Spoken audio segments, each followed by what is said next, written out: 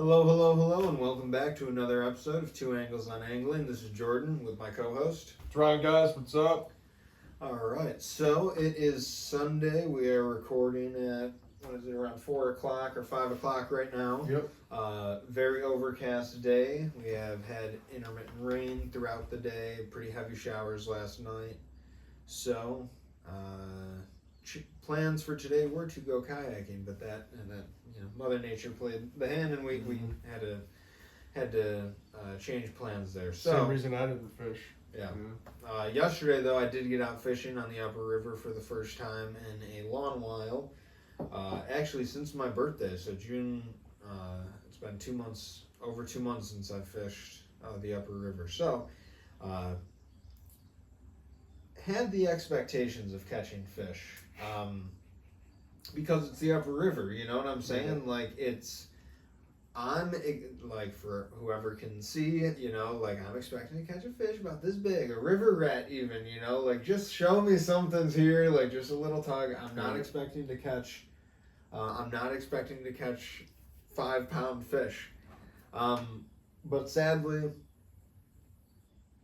the fish were very elusive. So took a while to get to figure anything out. We tried a shallow bite at one point, and the weeds were just absolutely insane.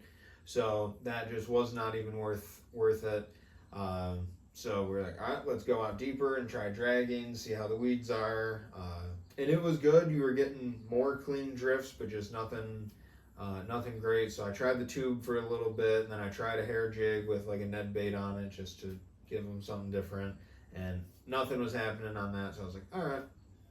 And my dad was throwing the drop shot, and he caught a smallmouth finally. I was like, all right, sweet, got a fish in the boat. And this one, it was hilarious. So we're drifting this way, so the nose, whatever. So basically, my dad's in the back of the boat, which is the most important part of this story here. So I'm in the front, and I have the net.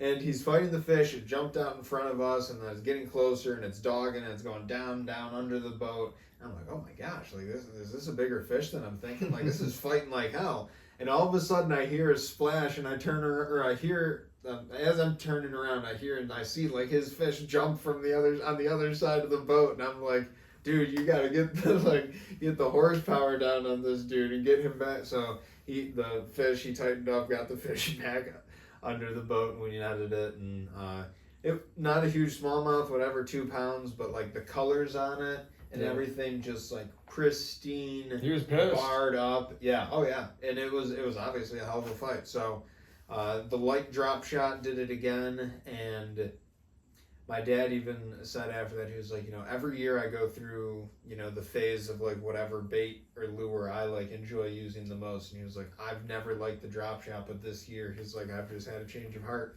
And he's got a lot of fish on it this year, so I'm glad he's finally picked up the ways of the drop shot.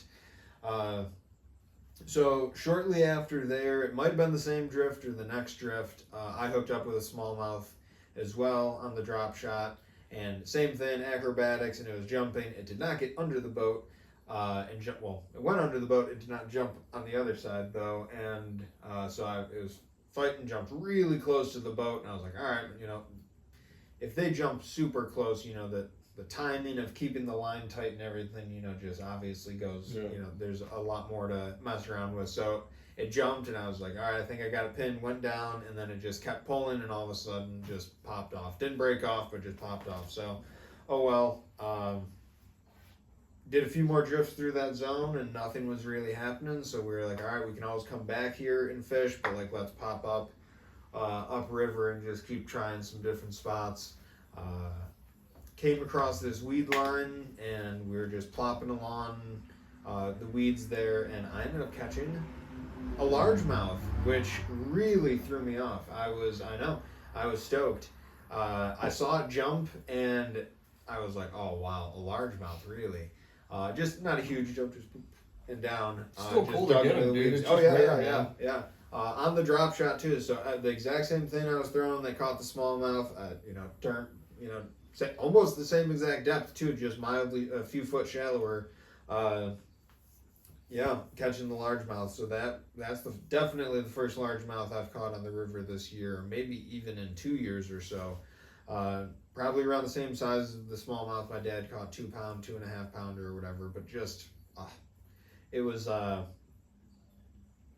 it was a cool thing, yeah. Just because it's so unusual, I guess. It's not what I was expecting. So from there, we bounced around to a few other spots, and it was just nothing was happening. And then we went back to the other spot where we caught the smallmouth. Nothing was happening, and it was around noon. The boat traffic was getting horrible. It was hot.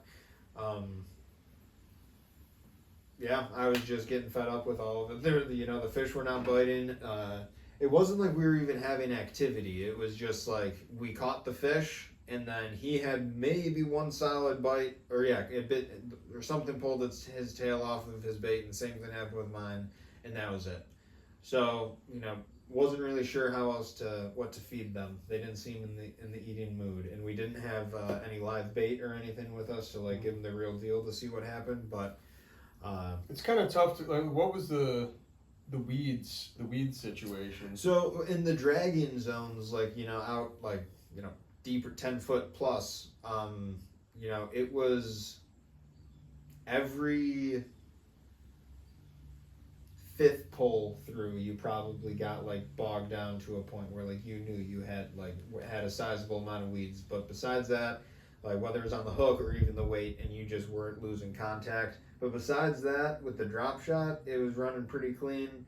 The Ned and the tube, on the other hand, those were getting weeded up pretty consistently. So Yeah, it seemed like a lot of floating stuff though. It was like that stringy, like eel grassy type stuff. It wasn't. Yeah, that's it's just such a turnoff. Yeah. It's hard for me to because look, dude.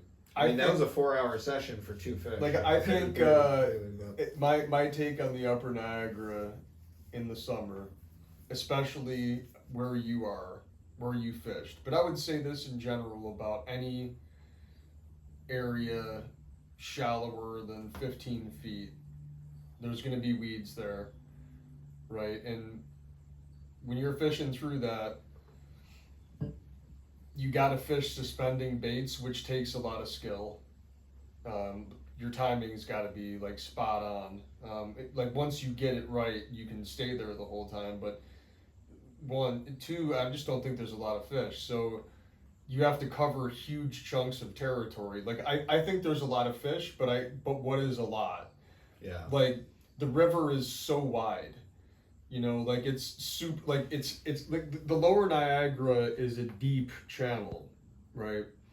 It like for most of the fishable sections of it from a boat. Let me clarify, because yeah, you can fish above Devil's Hole but once you get downstream of our park, downstream of the Lewiston Launch, it's just a deep channel. There's bays and stuff, and there's largemouth and northern pike and stuff in those bays, but the fish will generally orient to a certain depth in that right? Well, so you find the depth, you find the fish. In the Upper Niagara, the entire thing across the board, and the other thing too is there's spots in the Lower Niagara that are deep, like the center channel is 50 to 60 feet deep. Smallmouth aren't hanging out in that, like they're going to be up higher, so that just eliminates a huge chunk of fishable water or like area. It condenses your target-rich environment to being something much smaller. The Upper Niagara can have fish throughout the entire thing, like everywhere. They can be everywhere. All of it is a feeding lane. All of it.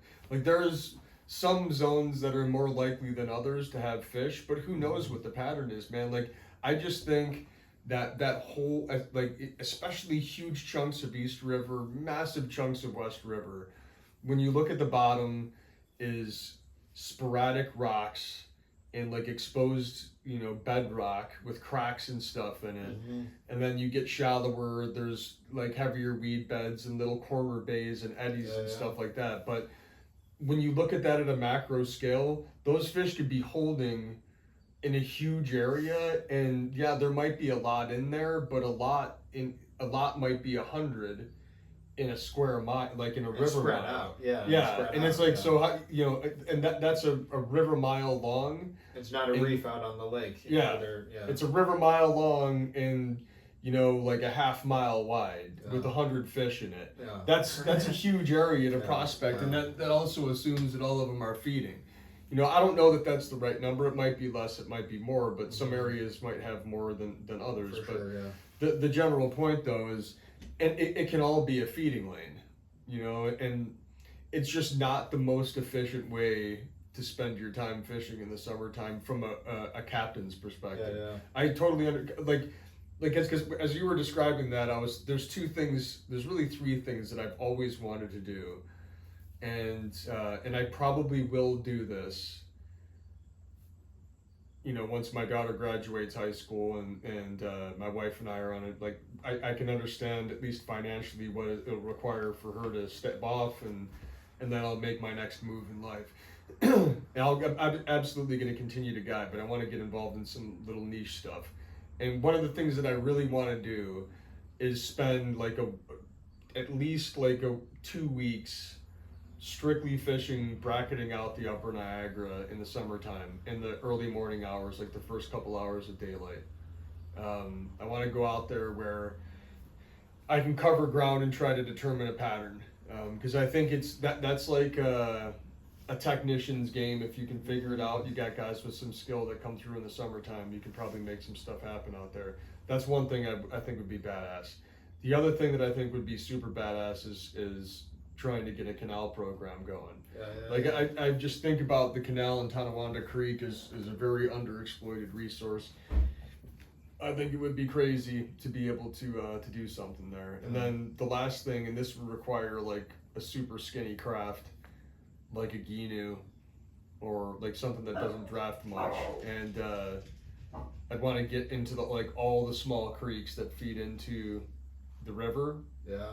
And just pick them apart, from Ellicott Creek to, you know, like some of the Canadian creeks to, you know, Gun Creek on the island to Burnship Creek to Woods Creek. Who knows? There's Bowfin back in there, 4 Mile Creek. The one thing too, like while we were fishing along, is, you know, like we have a very mobile vessel, I guess. I don't, you know, like we can get into skinny water, and we can get into like weird pockets and stuff. And even with that, compared to your boat, I guess, Yeah, you know, for sure. we still have our limitations, you know, because like there's a few spots that we were looking to fish, and I'm like, that would be so great to get back in there. But then, you know, getting in there is great, but then it's like, well, you got to fish and fish it good and hopefully catch a fish on your way in, because once you turn around, you're kicking up all the mud and everything, and by the time you know, you're just ruining it all. So you know, there are still some limitations, and like you said, like a smaller craft even than that, like, you know, it's just, yeah, it would open up a lot of opportunities for water too, because like there's, you know, there's definitely fish living up in that shallow water. There's no doubt about it. It's just accessing, you know, getting to them and everything. Yeah, because I think about it from a business perspective too. Like, there's going to be days, and this happens a lot in the fall. There are days where you just getting out on any body of water that's big, like the Niagara or the lakes, just isn't tenable. But if you could get back into those creeks where the wind just doesn't mess with you at all, you find the right gear set to do that. Like, it would be hard to see a return. Like, it would take a little while to see a return on buying the right craft, and it would take a lot of experimenting. But I think eventually it would prove something to be cool. Because I think about this, like, let's say somebody comes into town and wants to fish with me for 3 days. You know, if I could do big water programs with them for two of the days, and small water program for another day, that would be awesome. You know, you could have like all kinds of niche clients, but I could go on that tangent for a while. But I think about that, you know, considering where you were fishing today, and man, there's and then I drove over the canal today on my way to Wegmans. You know, it's like, man, it'd be really interesting to fish that. Yeah, the watercolor looks great right now too, to fish it. Yeah, that might have to be something I'll poke out and do in the evening this week potentially. But finish up my weekly wrap up and everything. In my article on my website, we'll have a lot more as well. But a lot of just good plant species and some wild edibles. Found some riverbank grape today. Some bergamot the other day. Russian olive, some other good ones as well. So I'll have a lot more written about that in my article and everything. But it's just a cool time of year. You know, like we're starting to have some of the transitions start, I guess, already because of the temperature fluctuation and stuff. Like some trees, you know, yes, a few leaves have fallen and changed already, but it's just, you know, from that. But it gives you a little hint of like what's to come and everything. And then, you know, a lot of these plants are now starting to bear fruit and stuff and all of that. And, you know, it's just I don't know. This is kind of an exciting time of year. I'm okay with this harsher weather. Yeah, I'm okay with this harsher weather that we had today. It's like, you know, the dog days of summer are winding down, and I'm okay with that because that means fishing's going to pick up and a lot of other things as well. So yeah, I mean, summer is basically 2/3 over as of today. You know, like given a couple days from now. You know, we're 2 months into it. Like you said, like the days are getting shorter. Instability is popping up a little more often. Like, you know, this past week, every day but today was fishable, and you could have gone out today. I mean, if you would have just waited out the rain and thunderstorms that came through, like you could have found a window to go out. Yeah, and then you would have just had the drizzles now and again. Yeah, it would have been on the, you know, you probably would have been better served going on the river because I bet you the boat traffic was pretty big. The boat traffic probably would have been nothing. None. Yeah. So I mean, there something could have been done today if you timed it right. I wasn't booked today. I had a guy cancel on me last minute for Saturday. I saw this forecast coming a few days out. The guys who I had booked for today were all retired, so I knew they could. I asked them and they could move into Saturday, so I ended up getting them out yesterday. So I fished this past week. I fished the Lower Niagara twice and Lake Erie the other 3 days, or the other 4 days. So I was out 6 days. Erie Monday, caught fish fairly shallow. It was walleye trip. Everything was walleyes. The Monday I fished out of Buffalo, and I've caught. Basically, I've been catching fish in this one area for a while. It was weird though. On Monday, all of a sudden, a ton of boats showed up there. There were only 3 of us captains working it. And there was just this. It was a decent sized school. They sat still for days, and we pretty much had it to ourselves. And then all of a sudden, one day on Monday, there was a bunch of people there. So we caught a ton of fish, and then I kind of looped around and found another small pocket of them and got into those, but it was an okay day. Tuesday was a kids camp day. We fished the Lower Niagara and Lake Ontario. I went out to Lake Ontario looking for browns and kings, and I told the boys, look, I'm only going to spend a half an hour looking, and then we're going back to the river because I know we can catch walleyes back there. So we went out and looked for a half an hour and didn't find any. It turns out they were further west of where I was. Mike found a few, but then other guys fished even further west of Mike and found a big school of them. So I know what I need to do when I want to target them in the upcoming days. But I ran back into the river and we hammered like 3 boys, a 14-year-old, a 12-year-old, and a 9-year-old, just walloped giant river walleyes on the lower, and that was awesome. I mean, there's something about Lower Niagara fish. I don't know, guys have said that walleyes out of the lower have a different taste to them. I haven't tasted them.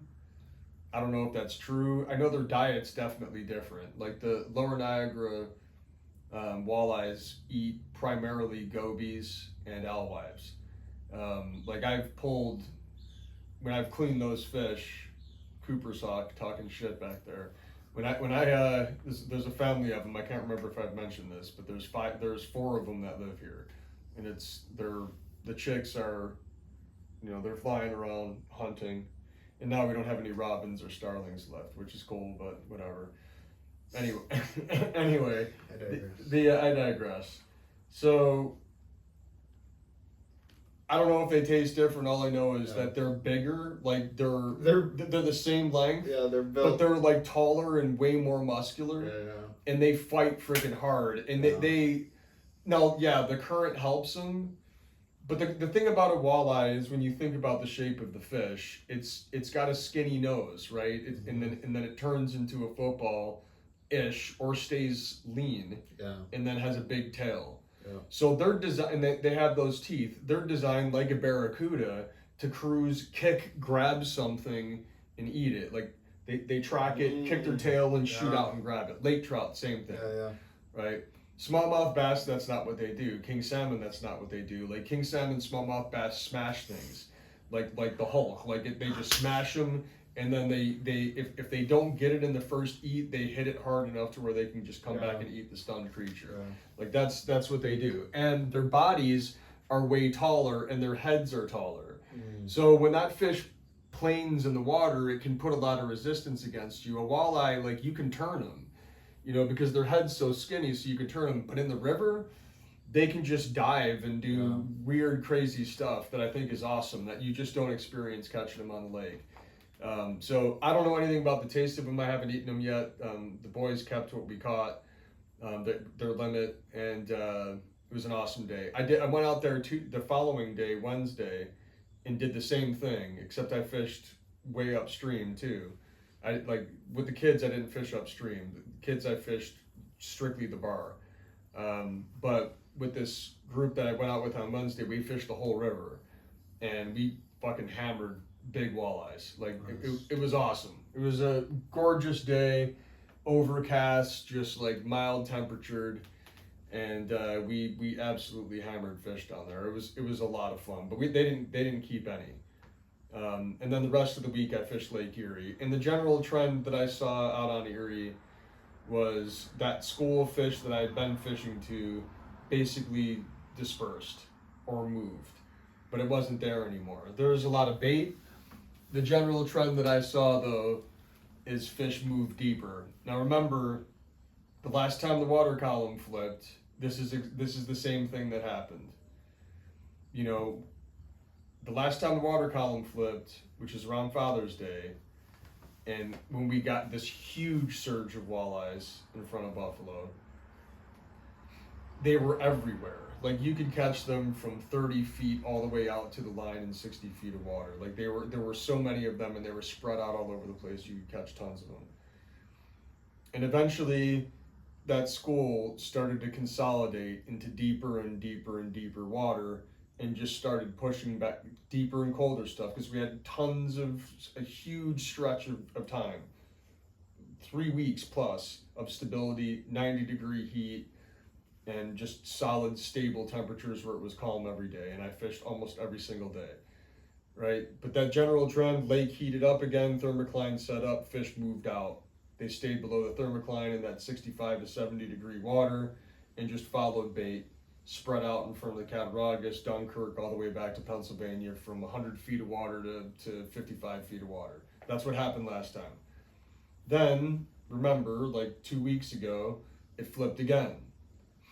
And those fish shot in. They were just about everywhere. There weren't as many as the first push, but there were, and continue to be, many. And some really big ones, too. But there's lots of them there. It's not like you're taking, like, dude, like my standard day out there for weeks now, all to include yesterday, would be get like a 4-man limit to include my own, so I could take some home for myself. And you've benefited from that a little bit, but just to keep 24 stockpile for myself, stretch the day out longer, and keep nothing smaller than 20 inches. Like we'll get like 10 fish in the box. Doesn't matter, as long as they're legal size, we'll put 10 in. And then after that, it's like only keeping 20 inches and still being done in 4 hours. Like culling fish, just like letting walleyes go, like not even taking them out of the water, just pulling the hook out and letting them swim away. Like that's how many you're catching out there, if you find the right pocket. But they've moved deeper and deeper, and now they're set up the same way they were prior to the last time that the water column flipped. They're still close to Buffalo, right? But it's been good, been catching tons of them. I fish 2 rods on the bottom, 2 rods suspended. All 4 rods always get bit. When I'm bored, sometimes I put boards out there just to get reps in. Like I said last week, still getting bit on boards too, like way up high. So they're everywhere. Now, starting today, well, really tonight, like we just got this big push of rain, big drop in temperatures. It's not in the freaking upper 80s and 90s anymore. It's in the 70s. Now we're about to get, tomorrow through Thursday, pretty steady big northeast winds. And that's the same ingredient that caused the lake to turn over the last 2 times. So it will turn over this time. Like I just looked at the Dunkirk buoy, and the thermocline moved from, it was like, I think it was like 55, 60 feet down, and it's now like 45 feet down. Oh, wow. Like I think 35 or 45 feet down. Like it's high. The thermocline is very high right now. So that pushed those, I guarantee you that pushed those fish high in the water column. Yeah. And so that Dunkirk buoy has forecast models on it, and they're forecasting another lake turnover. Like so, all the forecast models have super cold water bubbling up in front of Dunkirk, and the Cat, which is the same thing that happens every time it turns over. Now, the question is what's that going to do? And I'm watching. I'll be out there every day, so we'll see what it's going to do. The one thing I can say is that it doesn't make any sense for me to leave Buffalo. With all these northeast winds, you really can't fish Lake Ontario, not out of a small boat. It'll be huge out there. I mean, they're forecasting 9-footers out there tomorrow. So Lake Ontario is just going to be too big to fish for a while, at least through Wednesday, probably Thursday. So I'm definitely on Erie the entire time. And it has to be Buffalo, because once you leave Buffalo, you start getting more and more exposed to northeast winds, and it just gets too big out there. And why would I leave? Like, that water's going to be freezing. So the only way that you could really fish out there would go to be in the middle of the lake where the thermocline didn't change, and target those fish out in 90 to 100 feet of water. But you leave yourself fully exposed out there in the middle of the lake to big waves. So I'll be fishing Buffalo, and I'll see what happens. It would be super sweet if those fish got turned around and they just squeezed right back into Buffalo again and moved in shallow. And it's entirely possible that that's what's going to happen. But it's also possible that they're just going to boogie out and start an early, well, not early, but get on with their migration back to the Western Basin. I don't know. Like I was researching this today. I don't know what triggers that Western migration other than the presence of bait. Or if there's just something with sun and moon phase that gets them moving. Like certain migrations take place with mammals or birds. I don't know what triggers them to make the move. Is it scarcity of food, or is it something more like astronomical kind of thing? Because I think it's not like fully wedded to the two. I think that if there's enough food around, there'd be no reason for them to leave. Like, it's just like, look, dude, the temperature's right. There's tons of food here. Why would I leave here? Unless there's just something else primordial driving them to leave, like king salmon. Like, king salmon can't just sit there in late August, early September and say, no, I'm not going to spawn this year. No, like they are going to. Like that's what they do. So like if because people, like, there are people who say that, like, we just got a bad run of kings this year, and it's like, no, there's no such thing as a bad run of kings. It means that the percentage of what was put in the past 3 years was either killed by other charter captains, or there was a high, or just natural or unnatural mortality. But those are the only two things. You put in a certain number, and so what returns, whatever fraction of that number, the two things that they died from, either people killing them or some other natural or unnatural cause. But they're running, so there's no bad run. They don't just sit out there on the lake and decide, screw it, I'm not running in the river. Like that's just not what happens. So I don't know if walleyes are driven by the same thing. I'm hoping that the presence of massive amounts of food is going to keep them here, because they are. It's also weird. Like, some fish are skinny for some reason. I don't get it, and others are super fat. I don't get that either. Like why is there such a difference in size and like general health of the fish? Because like when I flush out my live well at the end of the day, like it's just loaded with baby perch like this big, and there's just so much of that bait around. I don't understand why some of them can get skinny, but it's got to be exhausting hanging out in the heat like that all the time, and it might be hurting some of the smaller ones, but whatever. You know, they're calling them themselves. I think it's all natural anyway. Yeah. But Interesting. so we'll see what happens. This upcoming week's gonna be a nail biter. I'm booked every day. I probably Wednesday looks like the only fairly, like, the guy who I'm supposed to fish with on Wednesday really wants to get out to Lake Ontario, and he's booked a bunch of trips with me this year. He's got more trips booked in the future, so I'm not gonna say, hey man, we're not fishing Ontario, we're fishing Erie. You know, like, he wants to fish browns and kings, and if that forecast for Wednesday holds, we're not getting out there. Big northeasts, 8-9 foot waves. So I'll likely take Wednesday off unless that forecast changes, but otherwise I'll be, pretty much strictly Erie, at least until the weekend. And we'll see where it goes, man. Very nice, very nice. Yeah, I'm not entirely sure. Hopefully I can get a day or two out on the water this upcoming week. Definitely getting some hikes in as well. One of the last things I would like to mention as well, if anyone has checked out my website lately, I do have some shirts available. This is one of them that I'm wearing now. I think there's about 7 other colors on there, so check it out, JDOutdoorsco.com, JDOutdoorsco.com. Check it out, pick up one of these shirts and help support the business. But appreciate you guys listening, and stay tuned for another episode next week with hopefully a lot more action and adventure from the water. All right, peace out. See ya.